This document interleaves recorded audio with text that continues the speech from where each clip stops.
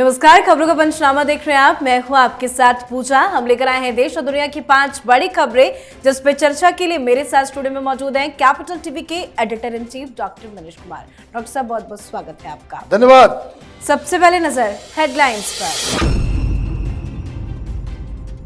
NEET paper leak मामले पर लोकसभा और राज्यसभा में जमकर हंगामा, विपक्ष ने की नारेबाजी, वेल तक पहुंचे विपक्षी नेता, साथ ही एक बार फिर उठा राहुल गांधी के माइक बंद का मुद्दा। नीट मामले में सीबीआई का ताबड़तोड़ एक्शन जारी, ई रिक्शा चालक गिरफ्तार, राजस्थान मेडिकल कॉलेज के 10 स्टूडेंट्स भी गिरफ्तार। शिक्षा मंत्री का बयान, कहा किसी को भी बख्शा नहीं जाएगा। झारखंड के पूर्व मुख्यमंत्री हेमंत सोरेन को बड़ी राहत, जमीन घोटाले मामले में मिली झारखंड हाईकोर्ट से जमानत, फैसले के बाद जेल से बाहर आए सोरेन। सीबीआई की गिरफ्त में केजरीवाल का हाल बेहाल, कई राउंड में पूछे जा रहे सवाल, गिरफ्तारी के विरोध में आपका हल्ला बोल। इस बीच दिल्ली एलजी ने भंग की डीडीसीडी। दिल्ली एयरपोर्ट पर टर्मिनल 1 की गिरी छत, 1 की मौत, 8 घायल, कई कारें भी दबी। दुर्घटना पर राजनीति जारी, कांग्रेस बोली मोदी ने किया उद्घाटन, तो बीजेपी ने कांग्रेस के आरोपों की खोली पोल। खबरों की शुरुआत में सबसे पहले बात संसद में विपक्ष के बवाल की। संसद सत्र का आज 5वां दिन था, पर आज संसद में कोई काम नहीं हो सका। लोकसभा और राज्यसभा दोनों सदनों में नीट के मुद्दे पर विपक्षी सांसदों ने जमकर हंगामा किया, जमकर नारेबाजी भी की गई। लोकसभा में विपक्ष के नेता राहुल गांधी ने सदन की कार्रवाई शुरू होते ही नीट का मुद्दा उठा दिया। राहुल गांधी ने राष्ट्रपति के अभिभाषण पर चर्चा की शुरुआत से पहले नीट को लेकर चर्चा की मांग की। कांग्रेस ने संसद के दोनों सदनों में नीट के मुद्दे पर चर्चा करने के लिए स्थगन प्रस्ताव भी लेकर आई थी, पर सच्चाई यह है कि विपक्ष चाहता ही नहीं है कि किसी मुद्दे पर चर्चा हो। राज्यसभा में तो मल्लिकार्जुन खड़गे के नेतृत्व में पूरा विपक्ष वेल तक आ गया, जिसकी उपराष्ट्रपति जगदीप धनखड़ ने निंदा भी की। तो वहीं विपक्ष ने राहुल गांधी के एक बार फिर से माइक बंद किए जाने का आरोप लगाया। उनके इस आरोप पर लोकसभा स्पीकर ओम बिरला ने तुरंत जवाब दिया और कहा कि यहां पर कोई बटन नहीं होता है जिससे माइक को बंद किया जाए।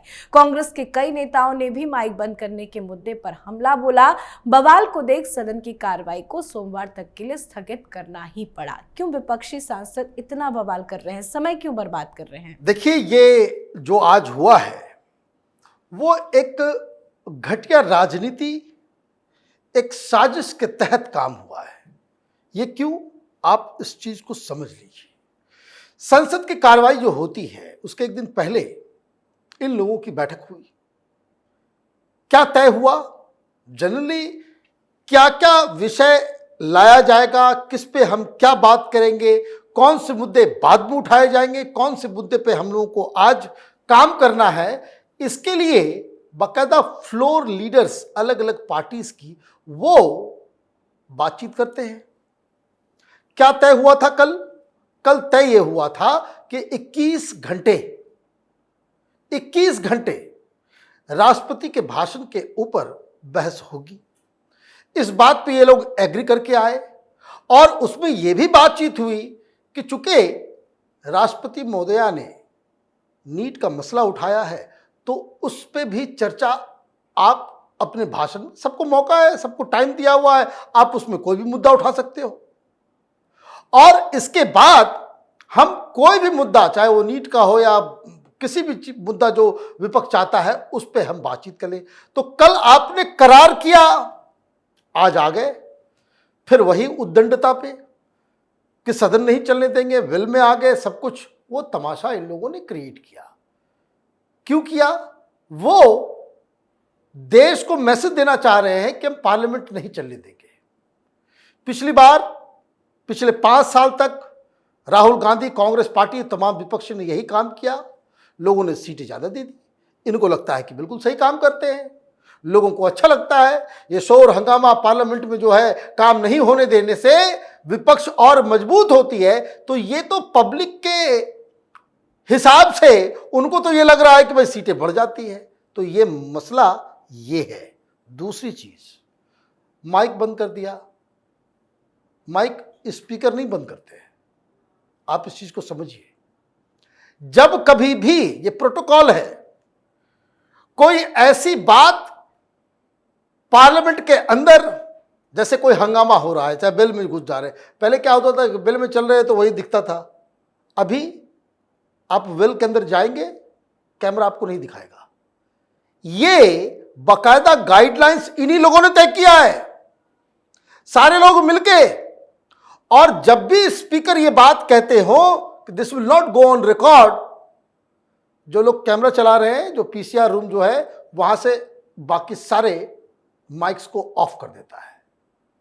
और ये उसको एक मुद्दा बना रहे हैं। भाई पार्लियामेंट क्या चाह रहे हो कि भाई कोई आदमी भाषण दे रहा है, कोई कुछ बोल रहा है, स्पीकर कुछ बोल रहे हैं, आप हंगामा करते रहो, कैमरा आपको दिखाता रहे, आप गाली गलौज करते रहो, आपके माइक को बंद नहीं किया जाएगा? बिल्कुल बंद किया जाएगा।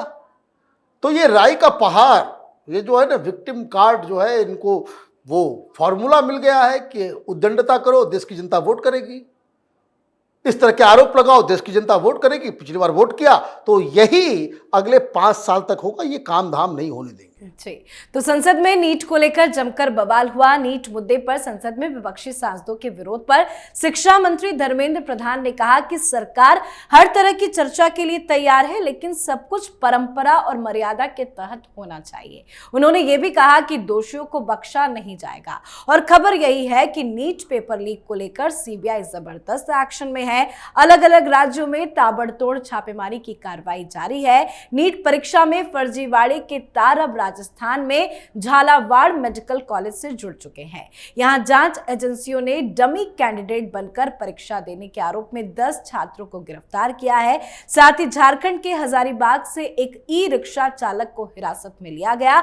आरोप है कि ये रिक्शा चालक कुरियर कंपनी से नीट के पेपर एसबीआई बैंक के पास सेफ हाउस तक पहुंचाता था, जिसके लिए उसे करीब 2 घंटे का समय भी लगता था। नीट पेपर लीक का आरोपी संजीव मुखिया पर अब जल्द बड़े एक्शन की तैयारी है। जिस तरह से पुलिस एक्शन में है, रेड लगातार जारी है, गिरफ्तारियां भी हो रही है। क्या मेन मास्टरमाइंड संजीव की जल्द गिरफ्तारी हो जाएगी? देखिए, वो कोई बच नहीं पाएगा।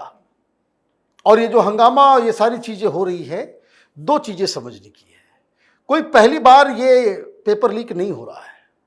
देश में हम लोग बचपन से ये पेपर लीक का मामला देखते आए हैं, लेकिन आज तक कभी किसी के ऊपर कार्रवाई नहीं हुई। इसलिए ये जो पेपर लीक माफिया, ये जो गैंग है, ये हर राज्य में मौजूद है और हर पॉलिटिकल पार्टी के सानिध्य में है।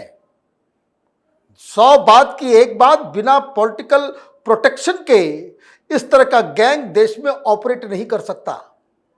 अब दूसरी चीज, अभी तक तो किसी भी सरकार ने किसी भी पेपर लीक माफिया या गैंग के खिलाफ कार्रवाई नहीं की। अब यह मामला सामने आया है, बिल्कुल सही आया है, और प्रधानमंत्री मोदी की सरकार का यह टेस्ट है कि आप किस तरीके से और कितना जल्दी गुनहगारों को सजा दिलवाते हो। 2 चीज, क्राइम समाज में होता है, वो रुकेगा नहीं। वो रुकने के लिए आपको कड़े कानून लाने होंगे, खौफ डर होना चाहिए। लेकिन किसी को तो हिंदुस्तान में डर है नहीं, क्योंकि बहुत सारे लोग उसको बचाने के लिए आ जाते हैं। तो एक तो कहानी वो, सरकार दोषी तब जब एक्शन लेने में कोई कोताही हो। सरकार कह रही है किसी को नहीं छोड़ा जाएगा, ये उम्मीद रखनी चाहिए कि कोई बचने ना पाए, और 4-5 लोग उम्र कैद में जाएंगे, तब जाकर के लोगों का गुस्सा जो है वो ठंडा होगा। जी, अब बात करते हैं झारखंड के पूर्व मुख्यमंत्री हेमंत सोरेन को झारखंड हाईकोर्ट से मिली बड़ी राहत की। पिछले 5 महीने से जेल में बंद हेमंत सोरेन की जमानत याचिका पर झारखंड हाईकोर्ट ने बड़ा फैसला सुना दिया है। 13 जून को सुनवाई के दौरान ईडी और सोरेन की तरफ से बहस पूरी होने के बाद हाईकोर्ट ने फैसला सुरक्षित रख लिया था, और आज लंबे इंतजार के बाद कोर्ट ने बड़ा फैसला सुनाते हुए हेमंत सोरेन को जमानत दे दी है। 50,000 के 2 निजी मुचलके पर सोरेन को जमानत मिली है। हाईकोर्ट के फैसले के बाद सोरेन जेल से रिहा होकर बाहर भी आ गए हैं। चुनाव प्रचार के दौरान कई बार जमानत मांग रहे थे, नहीं मिली। अब अचानक से ऐसा क्या हो गया कि जमानत मिल गई, और इनके बाहर आने से झारखंड की राजनीति में क्या बदलाव देखने को मिलेगा? देखिए, बदलाव ये होगा कि ये फिर से मुख्यमंत्री बनेंगे। हालांकि अभी वो क्लीन चिट अभी मिला नहीं है, बेल मिली है, तो इससे क्या होगा, वो मुख्यमंत्री बन जाएंगे। जब इनको जेल में डाला गया था तो केजरीवाल कह रहे थे कि उन्होंने बेकार इस्तीफा दे दिया, जेल से ही सरकार चलनी थी, मुख्यमंत्री को जेल में रखना था। अब कई सारे सवाल हैं। सवाल पहला ये है कि अगर वो फिर से मुख्यमंत्री बन जाते हैं तो ये हिंदुस्तान के जुडिशरी के ऊपर क्या कमेंट्री की जाए। हम जानबूझ के नेताओं को फ्री रन देते हैं, इतनी जल्दी इतनी आसानी से किसी आम आदमी के लिए न्यायपालिका के दरवाजे खुलते हैं क्या? ये सवाल तो पूछा जाएगा। आप देखिए वो सजा याफ्ता लालू यादव घूम घूम के पॉलिटिकल बाइट, हेल्थ खराब है, उस ग्राउंड पे आपने उनको बाहर रखा है। तो ये सिस्टम जब आम लोगों के सामने इस तरह की खबरें जाती है तो पहला जो इंप्रेशन क्या बनता है, अरे ये तो नेता है, पैसा है, रसूख वाला है, कनेक्शन वाले लोग हैं, इनका कोई क्या बिगाड़ लेगा। सिस्टम भ्रष्टाचारियों के सामने नतमस्तक होता नजर आता है, यही पब्लिक के बीच इमेज जाती है। तो ठीक है, हेमंत सोरेन को बेल तो मिल गई है, लेकिन अब ये देखना हुआ कि भाई अभी तक तो बेल मिली है और चार्जेस से मुक्त नहीं हुए हैं, लेकिन इसके बावजूद भी अगर वो मुख्यमंत्री बनते हैं तो जिन जज साहब लोगों ने जो न्यायपालिका, देश, संविधान और पता नहीं क्या क्या बड़ी बड़ी बातें करते हैं, उनके लिए एक सोचने वाला विषय होगा कि क्या ये संविधान इसलिए बना है कि जो भ्रष्टाचारी है, जो चार्जशीटेड है, जिसके ऊपर आरोप लगे हैं, इस तरह के लोग एक तो जेल से सरकार चला रहा है और दूसरा बेल पर निकल करके वो सरकार चलाएगा। तो this is not a good commentary on Indian judicial system. जी, तो हेमंत सोरेन को राहत मिली है तो दूसरी तरफ दिल्ली के मुख्यमंत्री अरविंद केजरीवाल की आफत बढ़ती जा रही है। सीबीआई की गिरफ्त में केजरीवाल से लगातार अलग अलग राउंड्स में पूछताछ चल रही है। केजरीवाल से तीखे सवाल पूछे जा रहे हैं। सीबीआई की गिरफ्त में केजरीवाल का हाल बुरा है। तो वहीं आज एक बार फिर आम आदमी पार्टी के नेताओं ने संसद परिसर में केजरीवाल की गिरफ्तारी के विरोध में प्रदर्शन किया।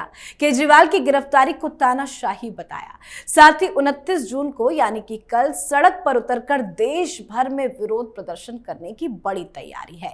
इस बीच दिल्ली के उपराज्यपाल वीके सक्सेना ने Delhi dialogue and development commission यानी डीडीसीडी को तत्काल प्रभाव से भंग कर दिया है।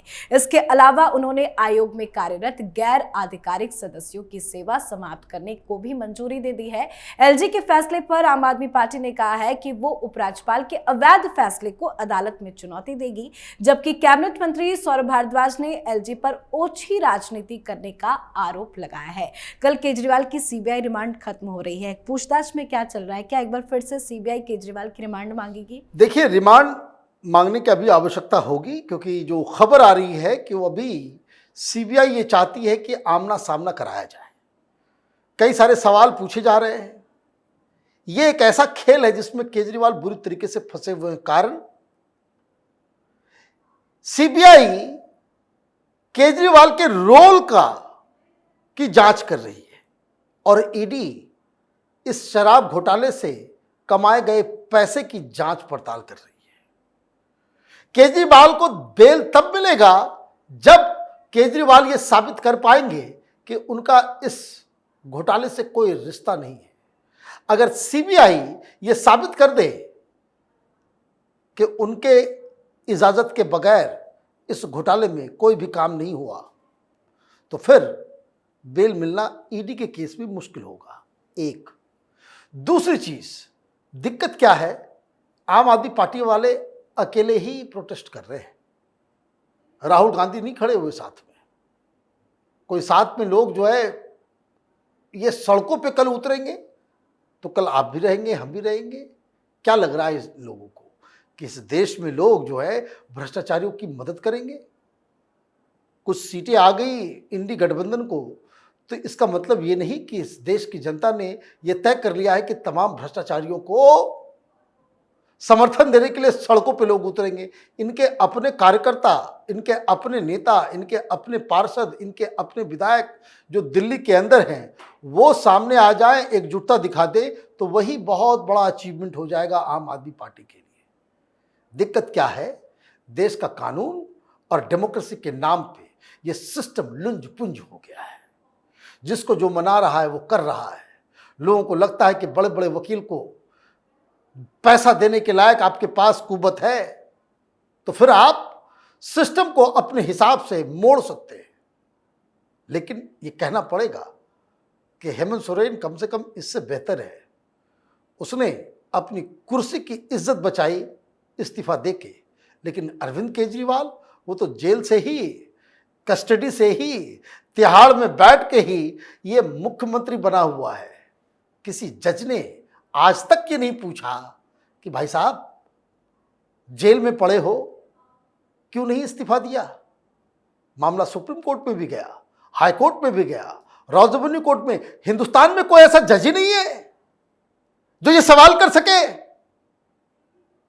कि भाई कोई सरकारी मुलाजिम, चाहे वो चपरासी क्यों ना हो, 24 घंटे के लिए अगर जेल चला गया, उसकी नौकरी वैसे ही चली जाती है, बर्खास्त हो जाता है। उसके बाद सस्पेंड होने के बाद फिर जब वो जीत जाता है अपना, उसकी इनोसेंट जो है वो प्रूव हो जाता है, तब जाकर के वो उसकी नौकरी बहाल होती है।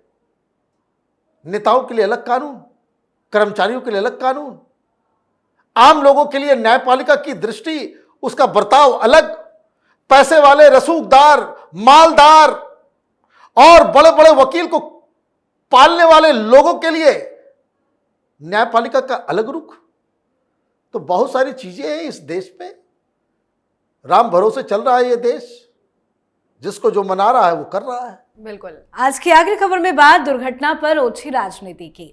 दिल्ली में आज सुबह इंदिरा गांधी इंटरनेशनल एयरपोर्ट पर बड़ा हादसा हो गया। एयरपोर्ट के टर्मिनल 1 की छत का एक हिस्सा वहां खड़े वाहनों पर गिर गया, जिसकी वजह से कई कारें तो दबी ही, साथ ही एक शख्स की भी मौत हो गई, जबकि कई घायल भी हुए हैं। सभी का इलाज जारी है। केंद्रीय नागरिक उड्डयन मंत्री राममोहन नायडू ने मृतकों और घायलों के लिए मुआवजे का ऐलान भी किया है। वो घटनास्थल पर भी गए, पर दुर्घटना होते ही इस पर राजनीति भी शुरू हो गई।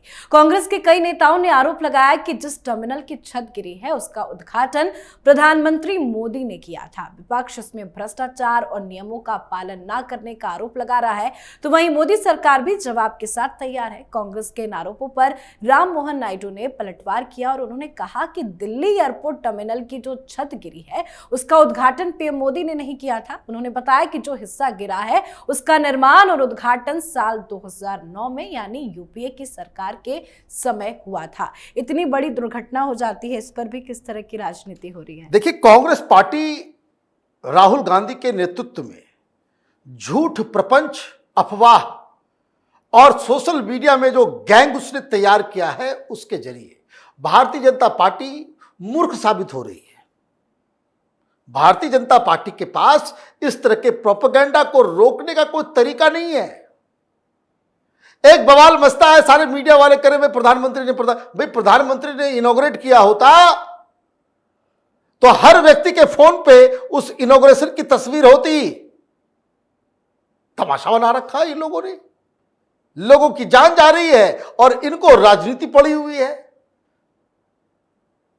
तो जो सिविल एविएशन मिनिस्टर है, उन्होंने क्लैरिटी से बताया कि 2009 में यूपीए सरकार के दौरान, लेकिन थोड़ा जल्दीबाजी करना पड़ेगा मोदी सरकार को। वो ठेकेदार और जिन लोगों ने उसे परमिशन दिया, उन सबको नेमिंग एंड शेमिंग जरूरी है।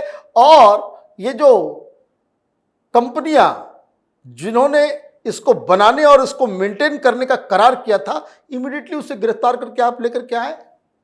अपने आप दूध का दूध, पानी का पानी हो जाएगा कि कब किस सरकार ने उसे ठेका दिया था, उसके बदले में क्या लिया था। इस तरह की जांच जब तक आप नहीं करोगे, थोड़ा सा कड़ाई लाने की आवश्यकता है।